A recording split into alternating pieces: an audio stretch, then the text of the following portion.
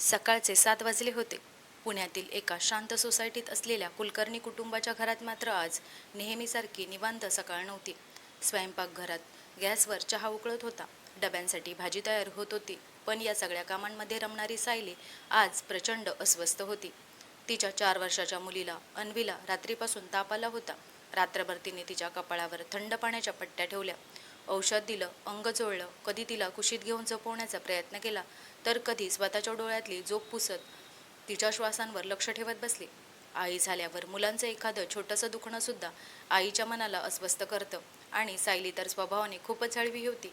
तिचा नवरा संकेत कंपनीच्या कामासाठी दिल्लीला गेला होता आणि पुढचे 3 दिवस तो परत येणार नव्हता.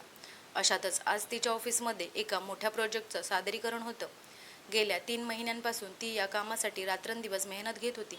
कंपनीचे वरिष्ठ अधिकारी, परदेशी क्लायंट आणि संचालक मंडळ यांच्यासमोर तिला तिचं प्रेझेंटेशन सादर करायचं होतं. या प्रोजेक्टच्या यशावर तिच्या करिअरची पुढची पायरी अवलंबून होती. पण आई म्हणून तिचं मन तिला मुलीला सोडून जाण्याची परवानगी देत नव्हतं. ती काम करता करता सतत अन्वीच्या खोलीत जाऊन तिचं कपाळ तपासत होती. इतक्यात तिची सासू माधुरीताई स्वयंपाकघरात आल्या. चेहऱ्यावरची चिंता आणि डोळ्यातले पाणी पाहून त्यांनी लगेच ओळखलं की सायली आतून खूप घाबरली आहे. त्यांनी प्रेमाने तिच्या डोक्यावर हात ठेवला आणि विचारलं, काय ग, एवढी काळजी कशाची करते आहेस? सायलीच्या डोळ्यातले अश्रू गालावर ओघळले. ती म्हणाली, आई, अन्वीचा ताप काही कमी होत नाहीये. औषधही संपलं आहे. संकेत घरी नाही आणि आज माझी महत्त्वाची मीटिंग आहे. मला काहीच सुचत नाहीये. माधुरीताईंनी तिला जवळ बसवलं आणि शांत आवाजात म्हणाल्या, बाळा, घाबरून कधीच प्रश्न सुटत नाहीत. आधी स्वतःला सावर. तू मजबूत राहशील तरच मुलीची काळजी घेऊ शकशील. त्यांच्या आवाजात इतकी माया होती की सायलीचं मन थोडं शांत झालं. माधुरीताई म्हणजे जणू मायेचं सागरच होत्या. नवऱ्याच्या अकाली निधनानंतर त्यांनी एकट्याने संकेतला मोठं केलं होतं.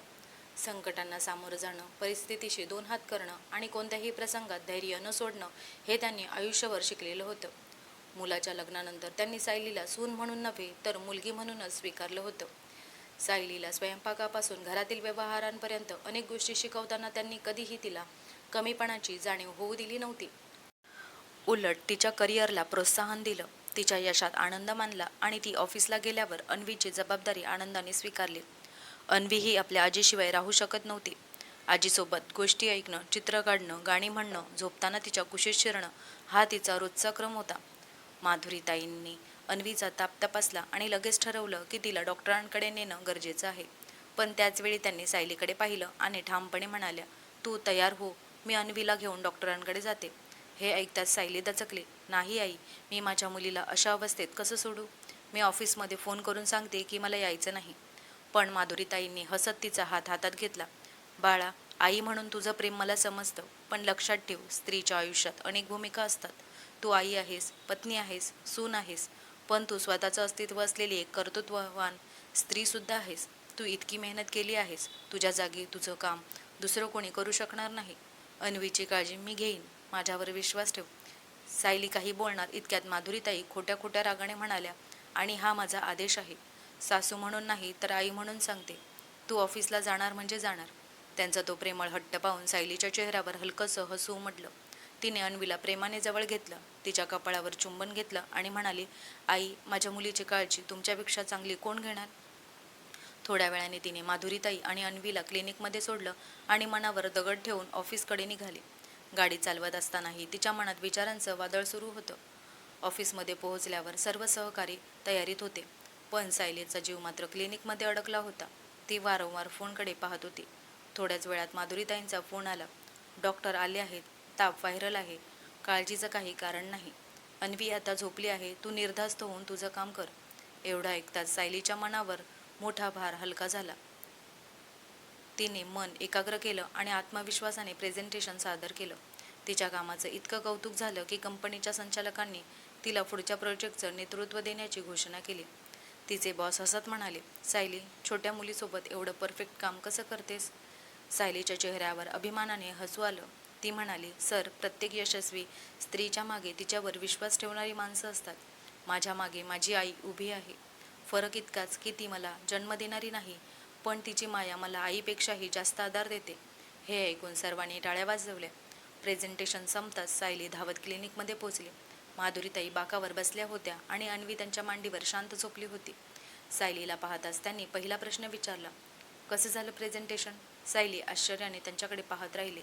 स्वतः दिवसभर नातीची काळजी घेत असताना त्यांना पहिली काळजी सुनेच्या यशाची होती. सायलीच्या डोळ्यात अश्रू आले. तिने माधुरीताईंना मिठी मारली आणि मनोमन देवाचे आभार मानले की तिला सासूच्या रूपात आई मिळाली होती. त्या दिवशी तिला एक गोष्ट प्रकर्षाने जाणवली. घरातील नाती रक्ताच्या नात्यांनी नव्हे तर प्रेम, समजूतदारपणा आणि एकमेकांना दिलेल्या आधाराने मजबूत होतात. ज्या घरात एकमेकांच्या स्वप्नांना समजून घेतलं जातं, जबाबदाऱ्या वाटून घेतल्या जातात आणि संकटांच्या वेळी दोष न देता आधार दिला जातो, त्या घरात आनंद कायम नांदत असतो आणि कदाचित म्हणूनच घराला घरपण मिळतं. त्या दिवसानंतर अन्वी पूर्णपणे बरी झाली आणि घरातील वातावरण पुन्हा नेहमीसारखं झालं. सायलीच्या ऑफिसमध्येही तिच्या कामाचं कौतुक सुरू होतं. नवीन प्रोजेक्टची जबाबदारी मिळाल्यामुळे तिचं काम वाढलं होतं.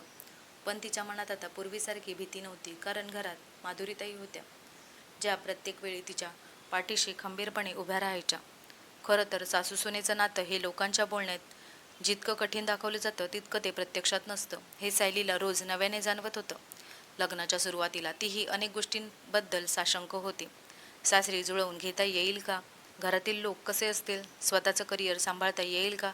या सगळ्या प्रश्नांनी तिचं मन भरलेलं होतं.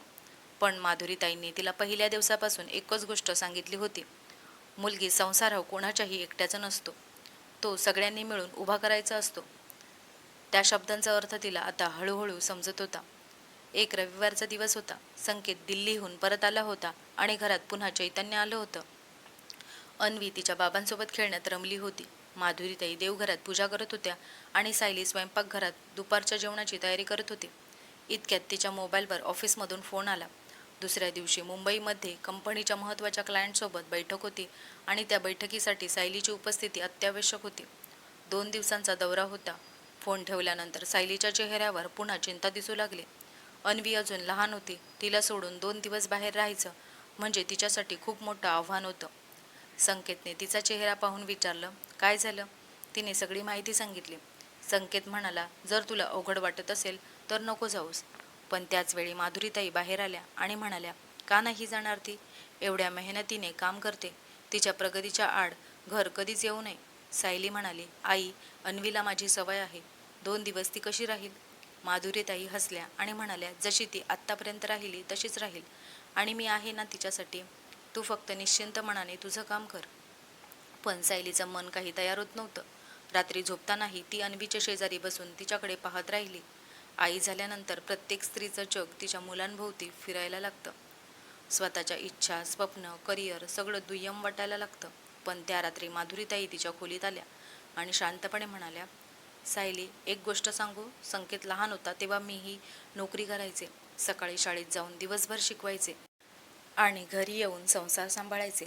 किती वेळा मनात यायचं की नोकरी सोडावी, पण तुझ्या बाबांनी नेहमी एकच सांगितलं, स्वतःच्या स्वप्नांना मारू नकोस. आज मी मागे वळून बघते तेव्हा वाटतं, जर त्यावेळी हार मानली असती तर आयुष्यभर पश्चाताप झाला असता.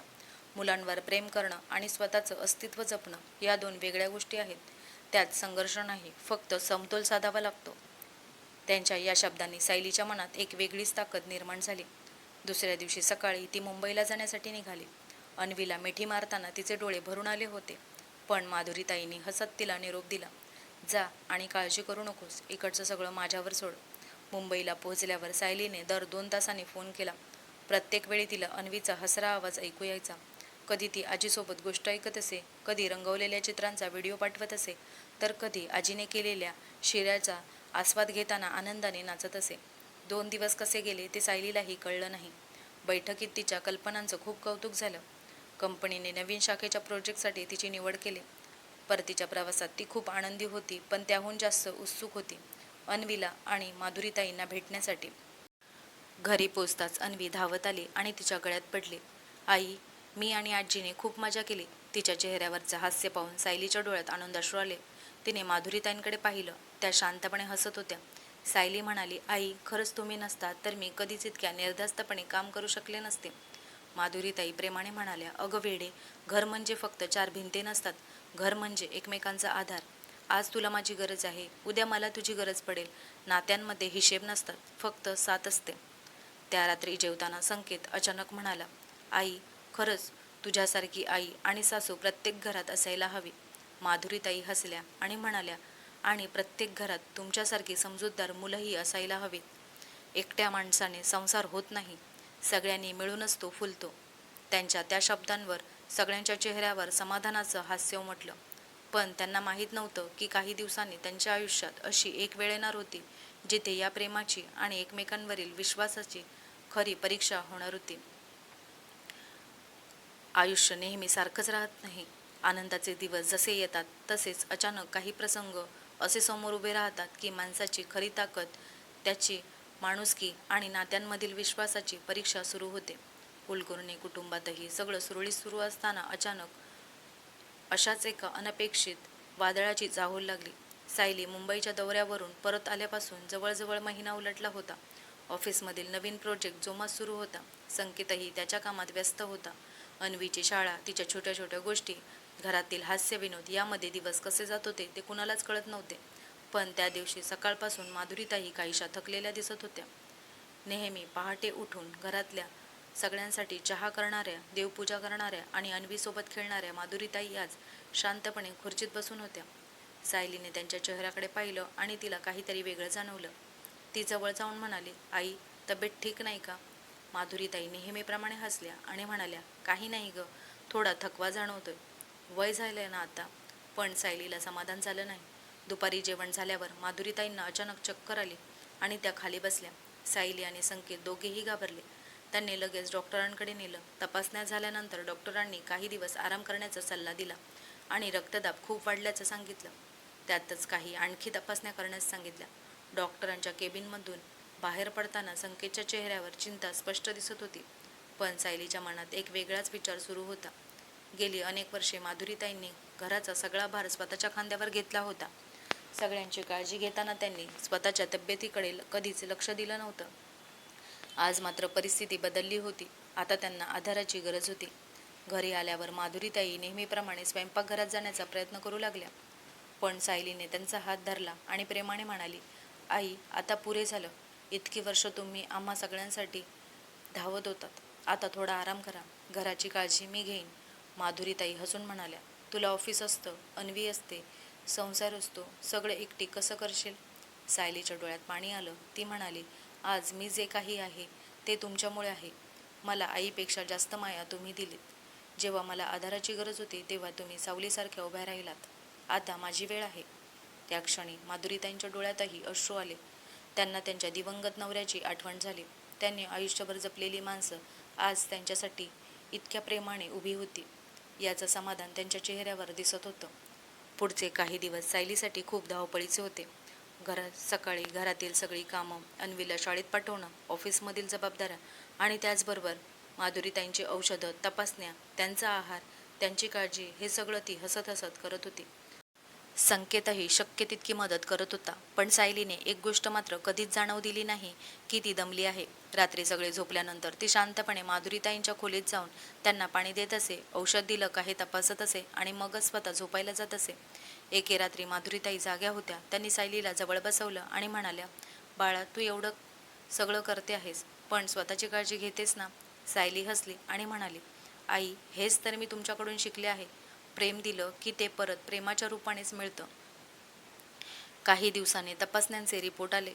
सुदैवाने गंभीर काही नव्हतं, पण पूर्ण विश्रांती आणि नियमित औषधं आवश्यक होती. ही बातमी ऐकून सगळ्यांनी सुटकेचा निश्वास सोडला. पण याच दरम्यान एक वेगळाच प्रसंग घडला. संकेतची आत्या शैलजाताई काही दिवस राहायला आल्या. त्यांचा स्वभाव थोडा वेगळाच होता. त्या जुन्या विचारांच्या होत्या. त्यांनी पाहिलं की माधुरीताई आराम करत आहेत आणि सायली घरातील सगळी कामं करत आहेत. एक दिवस त्यांनी टोमणा मारत म्हटलं, आमच्या काळात सासवा इतक्या आराम करत नव्हत्या आणि सुना एवढ्या ऑफिसच्या मागे लागलेल्या नव्हत्या. घर म्हणजे घर, बाकी सगळं नंतर.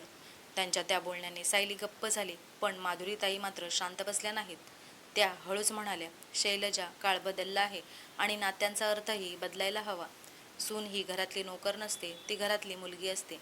आज ती माझी काळजी घेते कारण मी तिच्यावर प्रेम केलं, नातं जपलं. प्रेम दिलं की प्रेम परत मिळतंच. आणि ती नोकरी करते म्हणून घर मोडत नाही, उलट तिच्या मेहनतीमुळे घर आणखीन मजबूत होतं. शैलजाताई काही क्षण शांत राहिल्या, कारण माधुरीताईंच्या शब्दांमध्ये अनुभव होता, प्रेम होतं आणि सत्यही होतं. त्या रात्री सायलीच्या मनात खूप विचार आले. ती बाल्कनीत उभी होती. आकाशात चमकणाऱ्या चंद्राकडे पाहत होती. इतक्यात माधुरीताई तिच्या जवळ आल्या आणि म्हणाल्या, काय विचार करतेस? सायली हसली आणि म्हणाली, फक्त एकच विचार करते आहे. देवाने मला आईच्या रूपात तुम्हाला दिलं. ही माझी सर्वात मोठी कमाई आहे. माधुरीताईंनी तिच्या डोक्यावरून हात फिरवला आणि म्हणाल्या, आणि तू मला सून नाही तर मुलगी मिळालीस. ही माझी. पण नशिबाने अजून एक कठीण परीक्षा त्यांच्यासाठी राखून ठेवली होती. काही दिवसांनी संकेतच्या कंपनीत अचानक मोठी आर्थिक अडचण निर्माण झाली आणि त्याच्या नोकरीवरच संकट उभं राहिलं, ज्यामुळे संपूर्ण घरावर एक अनिश्चिततेची सावली पडणार होती. आता या कुटुंबाला एकत्र राहून आणखीन मोठ्या संकटाला सामोरं जायचं होतं. संकेतच्या कंपनीत अडचणी सुरू झाल्याची बातमी सुरुवातीला फक्त अफवा वाटत होती, पण काही दिवसातच परिस्थिती गंभीर असल्याचं स्पष्ट झालं. कंपनीचा एक मोठा प्रोजेक्ट रद्द झाला होता. अनेक क्लायंटनी करार मागे घेतले होते आणि खर्च कमी करण्यासाठी कर्मचाऱ्यांची संख्या कमी करण्याचा निर्णय व्यवस्थापनाने घेतला होता. ऑफिसमधून घरी परतताना संकेतच्या चेहऱ्यावरचा ताण दिवसेंदिवस वाढत होता. तो पूर्वीसारखा हसत खेळत बोलत नव्हता. अन्वीसोबत खेळतानाही त्याचं मन कुठेतरी दुसरीकडेच असायचं. सायलीला हे सगळं जाणवत होतं, पण ती मुद्दाम त्याला वेळ देत होती. कारण प्रत्येक माणूस संकटाशी सामना करण्याची स्वतःची पद्धत शोधत असतो. मात्र एक संध्याकाळ अशी आली की संकेतचा संयम तुटला. तो घरी आला, शांतपणे सोफ्यावर बसला आणि बराच वेळ काहीच बोलला नाही. माधुरीताई आणि सायली दोघींनाही काहीतरी बिनसलं आहे हे समजलं. शेवटी सायलीने विचारलं, काय झालं? काही क्षण तो गप्प राहिला आणि मग हळू आवाजात म्हणाला, माझी नोकरी गेली. क्षणभर घरात पूर्ण शांतता पसरली. भिंतीवरील घड्याळाचा टिकटिक आवाज सुद्धा स्पष्ट ऐकू येत होता. सायलीच्या हातातून पाण्याचा ग्लास निसटता निसटता राहिला. माधुरीताईंनी डोळे मिटले, पण पुढच्या क्षणी त्यांनी स्वतःला सावरलं. अन्वीला काहीच समजत नव्हतं. ती तिच्या रंगीत पेन्सिली घेऊन चित्र काढण्यात मग्न होती. संकेतचा आवाज पुन्हा ऐकू आला, मला वाटलं होतं कदाचित माझी नोकरी वाचेल, पण आज अंतिम यादी आली आणि त्यात माझं नाव होतं. त्याच्या डोळ्यातली वेदना पाहून सायलीच्या मनाला चटका बसला. आयुष्यभर मेहनत करणारा, जबाबदार आणि कुटुंबासाठी झटणारा तिचा नवरा आज स्वतःला असहाय्य समजत होता. त्या रात्री जेवणाच्या टेबलावर कोणी फारसं बोललं नाही. अन्वी झोपल्यानंतर संकेत बाल्कनीत जाऊन बसला. सायली त्याच्याजवळ गेली. काही वेळ दोघेही शांत होते. मग संकेत म्हणाला, मला खूप वाईट वाटते. घराची जबाबदारी, आईची तब्येत, अन्वीचं शिक्षण सगळं डोळ्यांसमोर येतंय. मी अपयशी ठरलो असं वाटतंय. सायलीने त्याचा हात हातात घेतला आणि ठामपणे म्हणाली, नोकरी जाणं म्हणजे अपयश नाही. परिस्थिती बदलली आहे, पण तुझी क्षमता नाही. आजपर्यंत तू आमच्यासाठी खंबीर उभा राहिलास. आता आमची वेळ आहे. तिच्या आवाजात विश्वास होता, पण संकेतच्या मनातली अस्वस्थता इतक्या सहज दूर होणारी नव्हती. दुसऱ्या दिवशी सकाळी माधुरीताईंनी सगळ्यांना एकत्र बसवलं. त्या म्हणाल्या, आज मी काही सांगणार आहे. जेव्हा तुमचे बाबा गेले तेव्हा माझ्याकडे फारशी बचत नव्हती. संकेत अजून शिकत होता. अनेक लोकांनी मला सांगितलं की आता आयुष्य कठीण होईल, पण मी हार मानली नाही. कारण मला माहीत होतं की संकट कायम राहत नाहीत. माणूस धैर्य सोडतो तेव्हा खऱ्या अर्थाने हरतो. आज पुन्हा एक संकट आलं आहे, पण आपण सगळे एकत्र आहोत, त्यामुळे मला अजिबात भीती वाटत नाही. त्यांच्या शब्दांनी घरात एक वेगळीच ऊर्जा निर्माण झाली. सायलीने लगेच घराचा आर्थिक आढावा घेतला. कुठे खर्च कमी करता येईल, बचतीतून किती काळ व्यवस्थापन होईल, याचा तिने बारकाईने विचार केला. संकेत सुरुवातीला निराश होता, पण हळूहळू त्याने नवीन नोकऱ्यांसाठी अर्ज करायला सुरुवात केली. त्याने जुने सहकारी, मित्र आणि ओळखीच्या लोकांशी संपर्क साधला. रोज सकाळी उठून तो स्वतःला व्यस्त ठेवण्याचा प्रयत्न करत होता, पण काही वेळा मुलाखती देऊनही नकार मिळत होता. प्रत्येक नकारानंतर त्याचा आत्मविश्वास थोडा खचत होता. एक दिवस तर तो पूर्णपणे निराश होऊन घरी आला. एका मोठ्या कंपनीच्या अंतिम फेरीपर्यंत जाऊनही त्याची निवड झाली नव्हती. तो सरळ आपल्या खोलीत गेला. सायलीने त्याला त्रास दिला नाही, पण माधुरीताई शांतपणे त्याच्या खोलीत गेल्या. त्यांनी त्याच्या शेजारी बसून विचारलं, काय रे, एवढा खचून का बसलास? संकेत काही बोलला नाही. मग त्या म्हणाल्या, तुला आठवतंय का, लहानपणी तू सायकल शिकत होतास तेव्हा किती वेळा पडलास? संकेतने हलकंसं हसत मान डोलावली, पण शेवटी सायकल चालवायला शिकलास ना? आयुष्यही तसंच असतं. पडल्याशिवाय माणूस उभं राहायला शिकत नाही. आज नकार मिळाला आहे म्हणजे उद्या संधी मिळणार नाही असं नाही. त्यांच्या शब्दांनी संकेतच्या मनात पुन्हा आशेचा किरण जागा झाला. दरम्यान सायलीच्या ऑफिसमध्येही नवीन प्रोजेक्ट सुरू झाला होता. तिच्यावर कामाचा ताण वाढला होता, पण तिने घर आणि ऑफिस यामध्ये समतोल राखण्याचा प्रयत्न सुरू ठेवला. अनेकदा ती रात्री उशिरापर्यंत काम करत असे. अशा वेळी माधुरीताई तिच्यासाठी दूध घेऊन येत आणि म्हणत, स्वतःची काळजी घे, घर फक्त तुझ्यावर नाही. त्या शब्दांमध्ये प्रेमाबरोबरच जबाबदारी वाटून घेण्याची भावना होती. एके दिवशी अन्वी शाळेतून आली आणि तिने तिच्या वहीतलं एक चित्र सगळ्यांना दाखवलं. चित्रात 4 जण हातात हात घालून उभे होते. वर मोठ्या अक्षरात तिने लिहिलं होतं, माझं मजबूत कुटुंब. संकेतने ते चित्र पाहिलं आणि त्याच्या डोळ्यात पाणी आलं. एका छोट्याशा मुलीच्या नजरेत त्याचं कुटुंब अजूनही मजबूत होतं. कारण तिला पैशांची, नोकरीची किंवा अडचणींची कल्पना नव्हती. तिला फक्त एवढंच माहीत होतं की तिची आई, बाबा आणि आजी नेहमी तिच्यासोबत आहेत. त्या रात्री संकेत बराच वेळ जागा होता. अन्वीचं चित्र त्याच्या हातात होतं. त्याला जाणवलं की तो नोकरी गेल्याच्या दुःखात इतका अडकला होता की त्याच्याकडे असलेल्या सर्वात मोठ्या संपत्तीचं महत्त्व तो विसरत होता. त्याच्याकडे प्रेम करणारी पत्नी होती, आधार देणारी आई होती आणि त्याच्यावर जीवापाड प्रेम करणारी मुलगी होती. त्याने स्वतःशी एक निर्णय घेतला. परिस्थिती काहीही असो, तो हार मानणार नव्हता. पुढच्या आठवड्यात त्याला एका नामांकित कंपनीतून मुलाखतीसाठी फोन आला. ही संधी खूप महत्त्वाची होती, पण यावेळी त्याच्या मनात भीतीपेक्षा आत्मविश्वास जास्त होता. कारण त्याला माहीत होतं की निकाल काहीही लागो, त्याच्या मागे उभं असलेलं कुटुंब त्याची खरी ताकद आहे. मात्र त्यांना अजून माहीत नव्हतं की या नवीन संधीसोबतच त्यांच्या आयुष्यात एक अशी व्यक्ती पुन्हा प्रवेश करणार होती, जिच्यामुळे जुन्या जखमा उघडतील आणि कुटुंबातील नात्यांची आणखीन एक कठीण परीक्षा सुरू होईल. संकेतला नवीन कंपनीकडून मुलाखतीसाठी फोन आल्यापासून घरात पुन्हा आशेचं वातावरण निर्माण झालं होतं. मागचे काही महिने जणू एका लांब काळोख्या बोगद्यातून चालल्यासारखे गेले होते. आर्थिक चिंता, नोकरी जाण्याचं दुःख, आईची तब्येत आणि घरातील वाढलेल्या जबाबदाऱ्या या सगळ्यामुळे प्रत्येकाच्या मनावर एक न बोललेलं दडपण होतं. पण संकट कितीही मोठं असलं तरी आशेचा एक किरण माणसाला पुन्हा उभं राहायला शिकवतो. संकेतही आता पूर्वीसारखा हळूहळू सावरत होता. रोज सकाळी उठून तो स्वतःची तयारी करत असे, नवीन कौशल्यांबद्दल शिकत असे, मुलाखतींची तयारी करत असे. सायली आणि माधुरीताई त्याला सतत धीर देत होत्या. अन्वी तर तिच्या छोट्या छोट्या निरागस गोष्टींनी घरातलं वातावरण हलकं फुलकं करत होती. अशातच एके दिवशी दुपारी दाराची बेल वाजली. सायलीने दार उघडलं आणि समोर उभ्या असलेल्या व्यक्तीला पाहून ती क्षणभर गोंधळली. समोर संकेतची आत्या शैलजाताई आणि त्यांच्यासोबत त्यांची मुलगी नेहा उभी होती. मागच्या वेळी त्यांच्या बोलण्यामुळे घरात थोडा तणाव निर्माण झाला होता. त्यामुळे सायलीने हसून त्यांचं स्वागत केलं असलं तरी तिच्या मनात थोडीशी संकोचाची भावना होती. माधुरीताई मात्र नेहमीप्रमाणे हसत पुढे आल्या आणि त्यांनी दोघींना आत घेतलं. नेहा काही वर्षांपूर्वी प्रेमविवाह करून परदेशात गेली होती, पण लग्नानंतर तिच्या आयुष्यात अनेक अडचणी आल्या होत्या.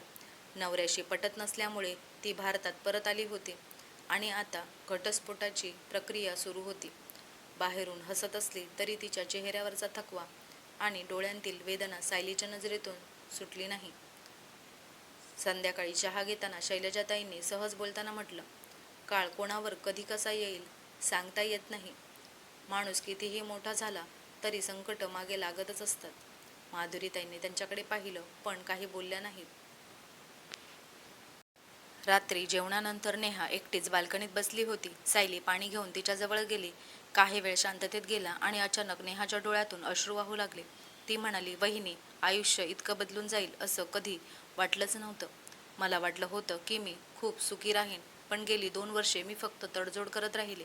आता सगळं संपलं आहे असं वाटतं. सायलीने तिचा हात हातात घेतला आणि शांतपणे म्हणाली, काहीच संपलेलं नसतं. कधी कधी देव आपल्याला एका चुकीच्या वाटेवरून परत योग्य दिशेने आणण्यासाठी काही गोष्टी हिरावून घेतो. वेदना होतात पण त्या कायम राहत नाहीत. त्या रात्री दोघी खूप वेळ बोलत राहिल्या. नेहाला पहिल्यांदाच कोणीतरी तिच्या वेदना समजून घेत असल्याची जाणीव झाली. दुसऱ्या दिवशी सकाळी शैलजाताई माधुरीताईंसोबत गप्पा मारत बसल्या होत्या.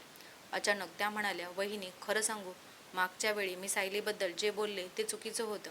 मला वाटायचं की नोकरी करणाऱ्या मुली घराकडे नीट लक्ष देत नाहीत, पण गेल्या 2 दिवसात मी पाहिलं, ही मुलगी घर, ऑफिस, अन्वी, तुमची काळजी, संकेतचं मनोबल सगळं सांभाळते. खरंच माझा गैरसमज झाला होता. माधुरीताई हसल्या आणि म्हणाल्या, माणसं वाईट नसतात शैलजा, फक्त त्यांचे विचार कधीकधी जुन्या सवयींमध्ये अडकून पडतात. काळ बदलतो, नाती बदलतात आणि आपणही बदलायला शिकलं पाहिजे. तेवढ्यात संकेतला मुलाखतीसाठी जाण्याची वेळ झाली. घरात सगळ्यांनी त्याला शुभेच्छा दिल्या. अन्वी तर धावत आली आणि म्हणाली, बाबा, तू जिंकून येणार ना? तिच्या त्या छोट्याशा प्रश्नावर सगळे हसले. संकेतने तिच्या कपाळावर चुंबन घेतलं आणि म्हणाला, हो ग, नक्की. मुलाखतीला गेल्यानंतर जवळजवळ 4 तास कुणालाच काही माहिती नव्हती. सायली ऑफिसमध्ये असूनही तिचं लक्ष सतत मोबाईलकडे होतं. माधुरीताई देवघरात बसून शांतपणे जप करत होत्या. संध्याकाळी अचानक दरवाजा उघडला आणि संकेत आत आला. त्याच्या चेहऱ्यावर एक वेगळंच समाधान होतं. सगळे त्याच्याकडे पाहत होते. काही क्षण तो शांत राहिला आणि मग हसत म्हणाला, माझी निवड झाली. क्षणभर सगळ्यांना आनंदाने काय करावं ते सुचेनासं झालं. अन्वीने उडी मारून बाबाच्या गळ्यात हात टाकले. सायलीच्या डोळ्यात आनंदाश्रू होते. माधुरीताईंनी देवाचे आभार मानले. शैलजाताई आणि नेहाच्या चेहऱ्यावरही समाधान दिसत होतं. त्या रात्री जेवणाच्या टेबलावर पुन्हा हशा होता. अनेक दिवसांनी घरात आनंदाने भरलेलं वातावरण होतं. पण जेवताना संकेतने अचानक माधुरीताईंचा हात हातात घेतला आणि म्हणाला, आई, माझी नोकरी मिळाली याचा आनंद आहेच, पण या काही महिन्यात मला एक गोष्ट कळली. पैशाने घर चालतं, पण प्रेमाने संसार टिकतो. जर तुम्ही आणि सायली माझ्या पाठीशी उभ्या नसतात तर कदाचित मी इतक्या लवकर सावरलो नसतो. माधुरीताईंचे डोळे पाणावले. त्या हसत म्हणाल्या, मुला, घर म्हणजे 4 माणसं एका छताखाली राहतात म्हणून होत नाही. सुखदुःख वाटून घेतात म्हणून घर बनतं. सगळ्यांच्या चेहऱ्यावर समाधान होतं, पण आयुष्य अजून एक सुंदर वळण घेणार होतं. कारण काही दिवसांनी सायलीच्या आयुष्यात अशी एक आनंदाची बातमी येणार होती, जी फक्त तिचं नाही तर संपूर्ण कुटुंबाचं आयुष्य नव्याने उजळून टाकणार होती. संकेतला नवीन नोकरी मिळाल्यानंतर घरात पुन्हा आनंदाचे दिवस परतले होते. अनेक महिन्यांच्या संघर्षानंतर प्रत्येकाच्या चेहऱ्यावर समाधान दिसत होतं. माधुरीताईंची तब्येतही आता बरी होती.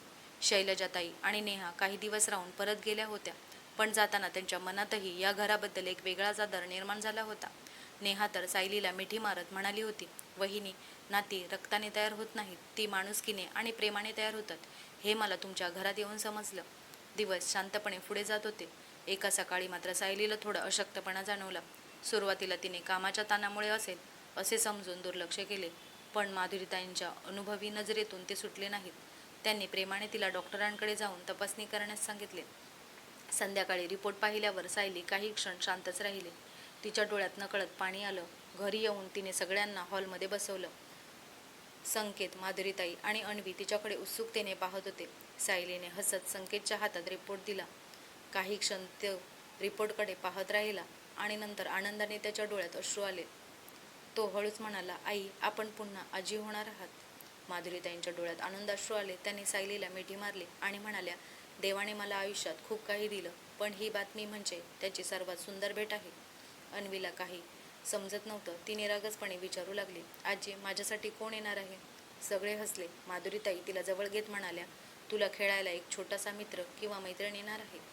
त्या दिवसापासून माधुरीताई पुन्हा नव्या उत्साहाने जगू लागल्या. पण यावेळी त्यांनी स्वतःवर कामाचा भार घेतला नाही. उलट त्या सायलीची जास्त काळजी घेऊ लागल्या. सकाळी तिच्यासाठी पौष्टिक पदार्थ बनवणे, वेळेवर औषधं द्यायला आठवण करून देणे, ऑफिसमधून उशीर झाला तर स्वतः तिची वाट पाहणे, हे सगळं त्या आनंदाने करत होत्या.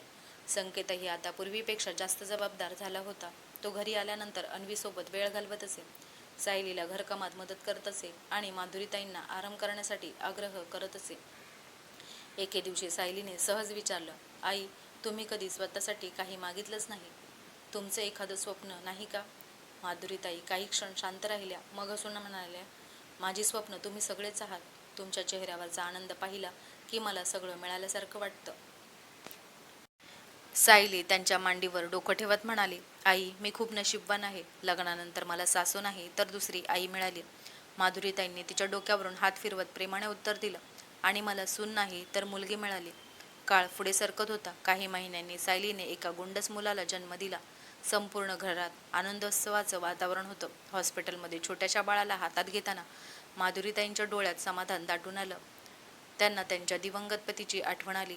मनातल्या मनात त्या म्हणाल्या, पहा, आपलं घर पुन्हा हसतंय. घरी परतल्यानंतर एक संध्याकाळ सगळे गच्चीत बसले होते. अन्वी आपल्या लहान भावासोबत खेळत होती. संकेत आणि सायली एकमेकांकडे पाहून हसत होते. मंद वाऱ्यात चहाचा सुगंध दरवळत होता. तेव्हा अन्वी अचानक म्हणाली, आजी, आपल्या घरात सगळे एवढे आनंदी का असतात? माधुरीताई हसल्या. त्यांनी तिला जवळ घेतलं आणि म्हणाल्या, कारण बाळा, घर मोठं असलं म्हणून सुख मिळत नाही. पैशांनी आनंद विकत मिळत नाही. एकमेकांवर प्रेम करणारी, एकमेकांना समजून घेणारी आणि संकटात हात सोडून न देणारी माणसं मिळाली की घर स्वर्ग बनतं. त्यांच्या त्या शब्दांवर सगळ्यांच्या चेहऱ्यावर हसू उमटलं. आकाशात चंद्र शांतपणे चमकत होता. त्या चांदण्यांच्या प्रकाशात एक गोष्ट मात्र स्पष्ट दिसत होती. नाती जन्माने जुळतात, पण प्रेमाने आणि विश्वासाने ती आयुष्यभर टिकतात. आणि ज्या घरात सासू आईसारखी, सून मुलीसारखी आणि प्रत्येक व्यक्ती एकमेकांचा आधार बनते, तिथे संकटे येतात, पण आनंदाचा दिवा कधीच विझत नाही. तर मित्र आणि मैत्रिणींनो, तुम्हालाही आजची कथा कशी वाटली ते कमेंट करून नक्की सांगा. कथा आवडली असेल तर लाईक, कमेंट, शेअर नक्की करा आणि चॅनेलला सबस्क्राईब करायला विसरू नका. धन्यवाद.